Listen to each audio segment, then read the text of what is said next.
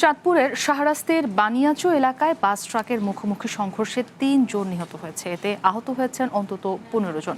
দুর্ঘটনায় হতাহতের সংখ্যা আরও বাড়তে পারে বলে আশঙ্কা করা হচ্ছে। দুর্ঘটনার পর চাঁদপুর কুমিল্লা মহাসড়কে কিছু সময় যান চলাচল বাধাগ্রস্ত হয়। পরে দুর্ঘটনা কবলিত যানগুলো সরিয়ে নিলে স্বাভাবিক হয় যান চলাচল।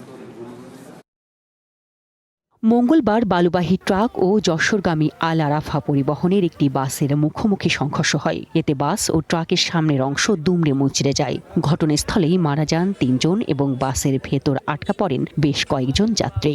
দুর্ঘটনায় আহত হন অন্তত ১৫ জন। খবর পেয়ে পুলিশ ও ফায়ার সার্ভিসের সদস্যরা ঘটনাস্থলে গিয়ে উদ্ধার অভিযান চালায়।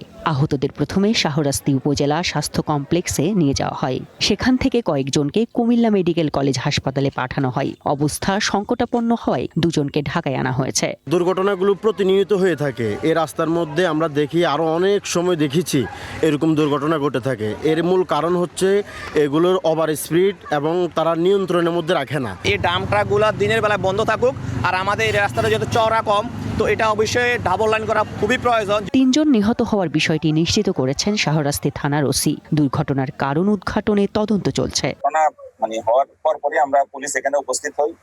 এখানকার যে জনগণ আছে সবাই আমাদেরকে হেল্প করে। আমরা মোটামুটি রাস্তাটা আপাতত যান চলাচল আমরা স্বাভাবিক করি। এই নিয়ে গত ৩ মাসে এই সড়কের ৫ কিলোমিটারের মধ্যে বালুবাহী ট্রাকের কারণে দুর্ঘটনায় অন্তত ১০ জন মারা যায়। ওদিকে জামালপুরে সড়ক দুর্ঘটনায় আরও একজন নিহত হয়েছে।